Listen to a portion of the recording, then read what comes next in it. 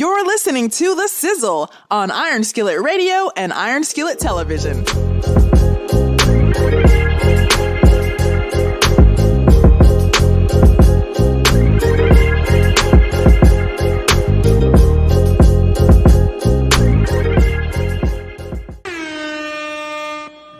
You know who it is. You know what it is. It's The Sizzle in the building with the hottest talk in the region.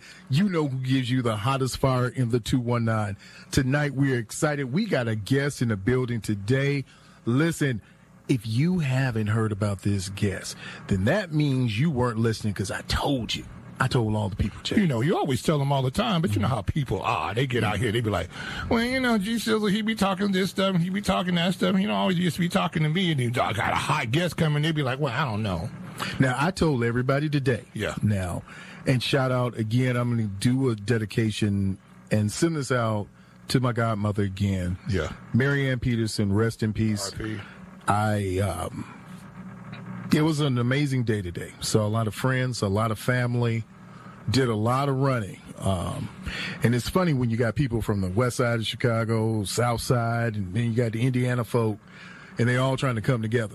And why is it always an Indian? You're always, the indicator is you're from Indiana. Well, you know, so you don't know what you're doing. You know, the issue, too, is that these get-togethers don't regularly happen until we have Big Mama, somebody go home. Right. You know, and we need to do, I'm sure Big Mama be like, look, y'all need to get together a little bit more often. Mm-hmm. But, you know, you always got that one cousin that come to the cookout, Lil Ray Ray and Tay Tay and them. Yeah. And they show up, they the first in the line, they get all the ribs. Mm-hmm. You know what I'm saying? They ain't brought nothing with them, but they got 3 or 4 take-home plates. But y'all know y'all just need to purchase a little bit more for Ray Ray and Tay Tay and let them come on down and have a good time. When family needs to get together, other than we have circumstances like this. But I was glad to hear that you all were able to get together and reach out and, you know, exchange some phone numbers. Because a lot of times, you know, people change. No, I'm like super incognito on my phone. I got one number, but most of the people know. The rest of them, I don't know. People like, what number you got? Oh, I had to look. Have you ever had to look at your own phone to find out what your own phone number is? Sometimes you forget, and then sometimes you got to figure out what number you got to give to people. Yeah. You're like, ooh. In the great words of the Negro writer Gerald Levert, I can't give you my private line because you be calling me all the time. But I give you this number, and you're like, oh, which one did I give him? You're like, oh, man, I didn't give him the wrong number. And you know that number ringing, and you always get that, who's calling you? Yes. Have you ever gotten that call? Like, I got a call today from my cousin, and he was just like, hey, bruh, I'm returning the call. Well. And I was like, I didn't make a call. He said, but you didn't call me. I said, you put my number in your phone. He's like, oh, yeah, I got you locked in, bruh. And then he just hung up. Well, he's reaching out and he's touching you, but not for long. You know what I'm saying? It was a quick touch. And listen, man, we've got a lot of new followers. We got a lot of people who are subscribing. A lot of people, if you are not subscribing, always make sure you go to Iron Skillet Media. You can find us on Instagram, Twitter, Facebook, anywhere you get your podcast. You can find us there. We are there. Make sure that you like, subscribe, and that you share this with a friend, family, somebody that you know. But without holding this show up anymore, because we got a lot to talk about. Now, we do have basketball to talk about, so you know when we get back, when we come back in the next hour. You're going to talk about the Chicago Bulls. Oh, we're not going to talk. You're going to talk about the Bulls. You're going to talk about the playoffs. You're going to talk about Boston. You're going to talk about, we're going to do it. We're going to do the thing. Why are you going to do our guests like this, man? He loves sports, too. Correct. He loves sports. Right. What these Bulls is doing is not really sports. Look, man, we were in the chat. We were talking about it was a great game. What was that? Wednesday or Tuesday? It was a great game. Now, I don't know about Friday. Oh, yeah. What about Friday's game? What was that? We'll talk about that in the next hour. But in this hour coming up, we have the one and the only Gary's own, one of the region's best and brightest. We have in the building Brother Ben Clement in the building. Listen, man, this is the time. Turn your radio up if you're in the car. Make sure it's not too loud that you can't hear for, fire, police, and other people. Don't make sure you haven't run over any children in the parking lot, but make sure you're listening to this because this is going to be good conversation that you need to have. And why we have these conversations, ladies and gentlemen, is so that you, the listener, you in the community get to know not only what's going on, but who's doing what in the community. And that's why we have one of the preeminent authors in the area, in the region, I can say it. I like it. He's here in the building right now. So, Brother Ben, how are you today? Fantastic, or as we say in fraternity speak, Omega Phi. Omega Phi. Are you? Look, bruh. Okay, so I wasn't gonna do it. I was gonna be cool. But since you brought it up, bruh. And not only is he one of the best writers in the area, he's also our fraternity brother, and he's a man of character, standard, but he's a man that stands on his one, on his square at all time. So listen, bruh, let's get right into this. Let's talk about, when we talk about big bad stuff, we talk about big bad people, but then we always hear the story of the big bad wolf. And you have a book right now. Not only do you have this book, you have, 5 other children's novels? I have 5 total. 5 total. So we're getting ready to dive into one of the best books in the region, one of the ones that, to your admission, has adult themes, things that you can use not only with adults that they can talk to their children about, but counselors, community workers. It is a learning lesson through your novels, through your writing. So take the listeners through, what is The Big Bad Wolf by Ben Clement? In a nutshell, it's about bullying, and that is definitely one of the preeminent topics in education today, and in society at large, because we're living in a nation divided, and bullying is at the heart of that. The Big Bad Wolf basically engenders everything that you recall from your childhood. You know, the specter of the Big Bad Wolf was menacing everyone else in the village or in the fairy tale or what have you. So that's where the title comes from. But the central character is a young child named Oliver who's bullied relentlessly in school, and his bullier is a young boy who's larger than him by the name of DeMonte, and that name was intentional too, because at the root of that is demon. Oh, see, here you go. Now, here you go getting deep. You weren't supposed to get that deep that quick. You weren't just supposed to hit them with a subliminal and then come back and hit them with something else.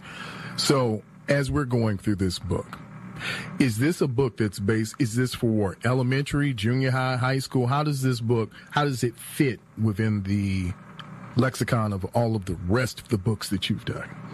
Well, basically, I don't want to use the term pigeonhole, but I guess I have. I have a niche, if you will. Mm-hmm. My children's books, thematically are aimed toward children, I would say between the ages of 5 through 12, roughly. However, the caveat being they're also intended to be readers, meaning that because they deal with very heavy subject matter, you know, everything from racism to police violence to you name it, and bullying in this instance, they're intended to be readers, meaning that I want an adult or even an older child to read along with the younger child. So when that younger child has questions about these heavy topics, there's an adult mind in the room to bounce those questions off of, and who can respond and can talk the child through it. So because of that, it expands the age range from that 5 to 12 to middle school to teenagers all the way up to adults.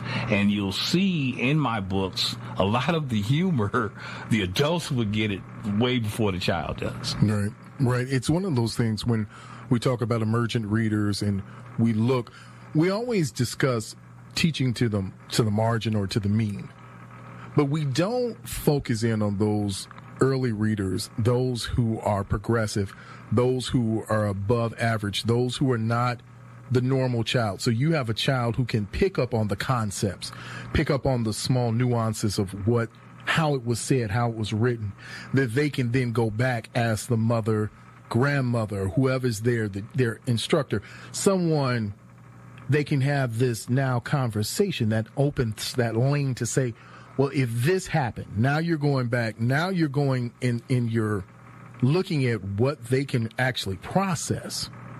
Now you're talking about expanding processing and how you process and how young people process.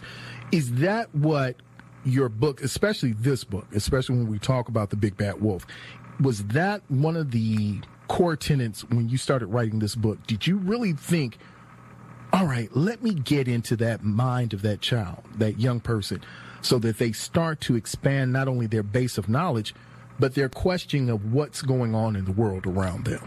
Absolutely. And basically, once again, that niche, the purpose behind all of my books is to open dialogue, so that children not only open their minds, to these heavy topics and this heavy subject matter, they open up their mouths and they dialogue with that older person, that adult, that teacher, that parent, what have you, so that they can begin to explore these topics on a higher plane, on a higher level with someone that they trust.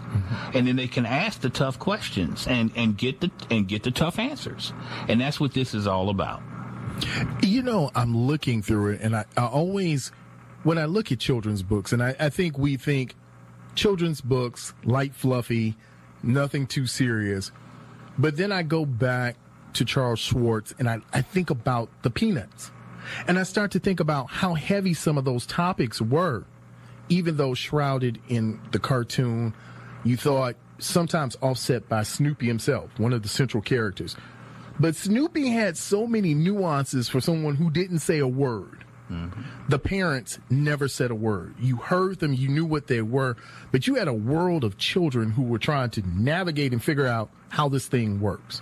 And they had all these deep topics. As a writer, how do you start to tell young people, or especially young readers, how do you get them to start picking up concepts and running with themes and understanding what a thematic story is, or what is the concept of a story? Well, basically, my initial challenge is to not talk down to any audience, including children. I'm not going to cast aspersions on any other creative artist, but as a writer, I never want to underestimate the intellect or the ability to grasp concepts of any audience, particularly children, because I think if you're a parent, you already know these kids are way ahead of the curve, way ahead of the game. And if you talk down to them, if you underestimate them, you have missed the whole ball game. So when I first started writing, I break down the concept to its simplest concept. And then I try and talk to that child, but I talk to that child as though that child were already an adult. Not using adult language, mind you, but adult concepts, meaning that I don't shy away from the heavy stuff because the kids are going to hear about it anyway. The kids are talking about this stuff anyway. So we don't want to underestimate their ability to grasp correct heavy subject matter. And as a writer, that's what I want to do. I don't want to talk down to them. I don't want to underestimate them. If anything, I want to rise the level of dialogue so that child feels comfortable saying, oh, you're going to talk to me like I've got some sense? Okay, I'm going to ask you some intelligent questions. So we see in this new society that we have going that there's censorship going on now. Blatant censorship. We have books being removed and things can't be said, and books that were already in the library. I would love to get your take on this as an author, that you're trying to reach young people. Does it come a thought in your mind that you're saying, I better be careful about this subject matter? Because I may produce this book and all of a sudden I get pigeonholed into a space where you don't want to be. How do you balance that truthfulness that you're trying to talk to the kids at their level that you know that they can comprehend and understand? They're far more advanced. They have more information coming to them now than we ever had as children. How do you have that balance of keeping it real, but understanding somebody's looking over your shoulder? Well, I'm going to be frank. As an artist, I have never shied away, period, because I believe you are shortchanging your audience, ultimately, if not yourself. Yeah. And your creator, who's given you these skills. He gave you these skills for a reason. Yeah. To speak truth, and to speak truth to power sometimes. when you started talking about banning books, as an author, my heart skips a beat. Oh, absolutely. Because you're talking about CRT, critical race theory. And then you start talking about wokeism and all these other isms that are mere excuses to try and hide truth from the young population. They're trying to remove these books because the powers that be are afraid of these young folks getting the truth too early. You know, it's almost like they're claiming a reverse racism sometimes. You know, that they're going to play the card that they dealt many years ago, and all of a sudden now when the playing field is starting to be leveled out now and they feel that they're being excluded, how can you possibly be excluded from a game that you created? Absolutely. So now you look at a situation with them saying, well, look, we're going to censor you. We're going to censor your thought.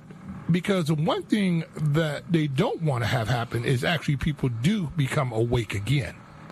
I think all these isms that you're talking about is a way for them to look at situations and figure out how to work racism in again without actually being called a racist.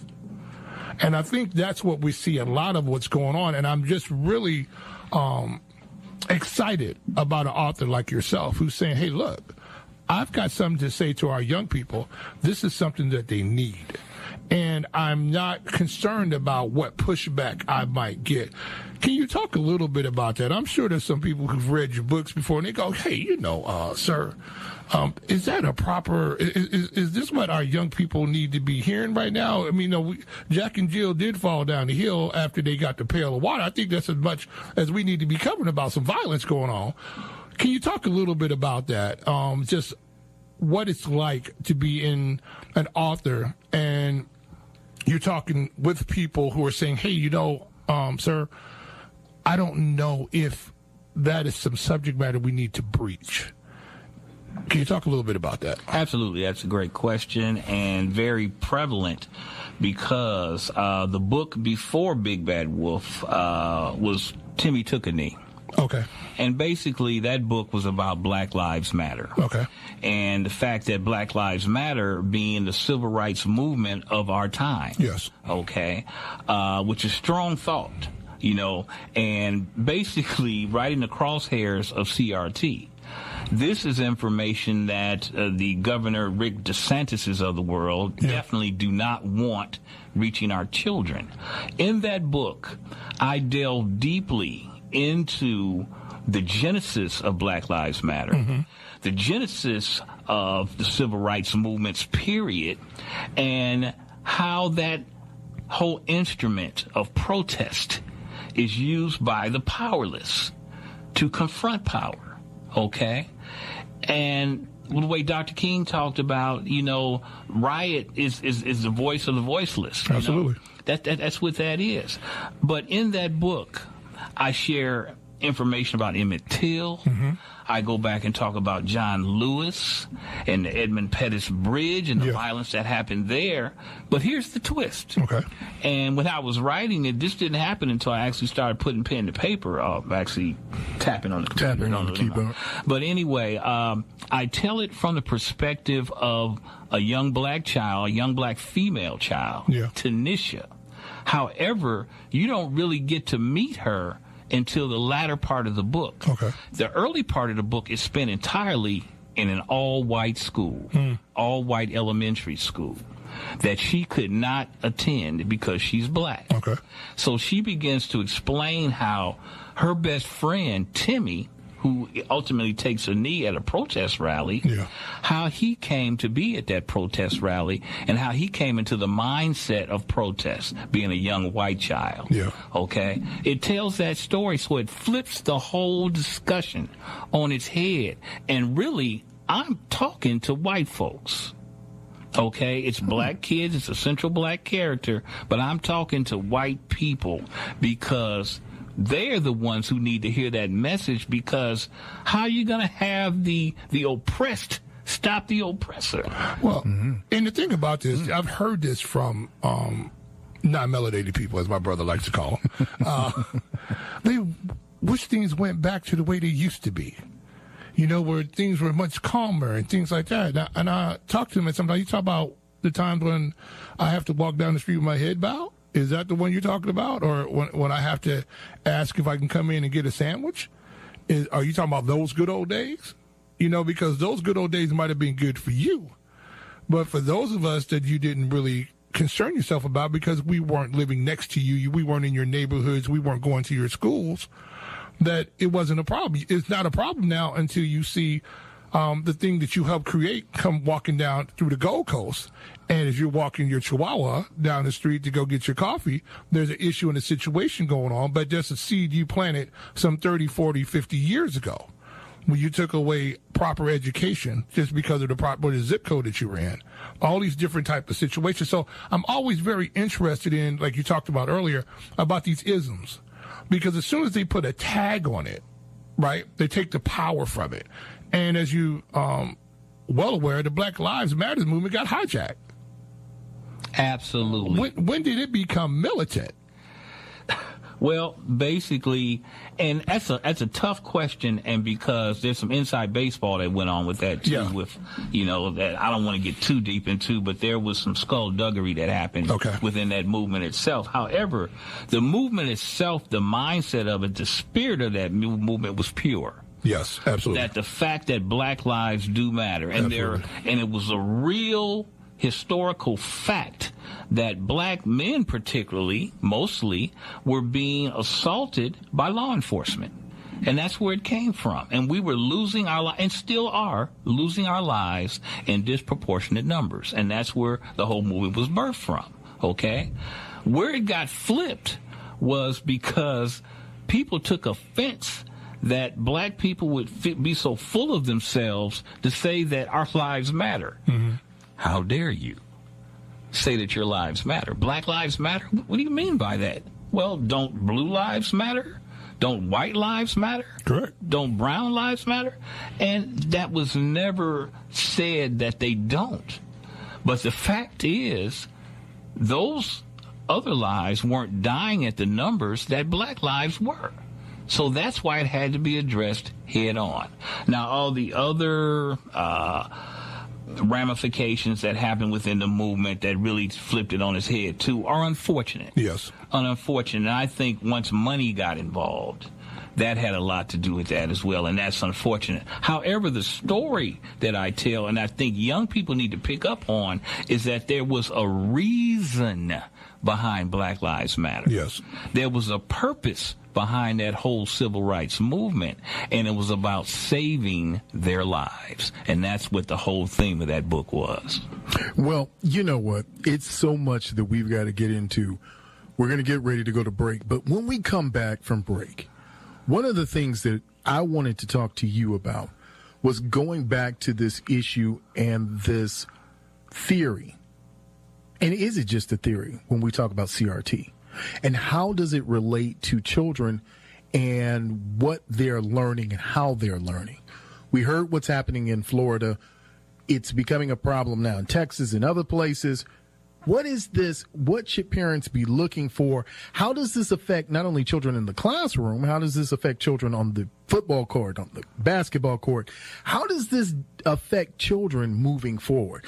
Those are all things that we need to really sit down and chop it up. So when we come back, we're going to talk some more to Ben Clement, and we're going to deep dive not only into his books, but we're going to deep dive into some social issues and some social topics.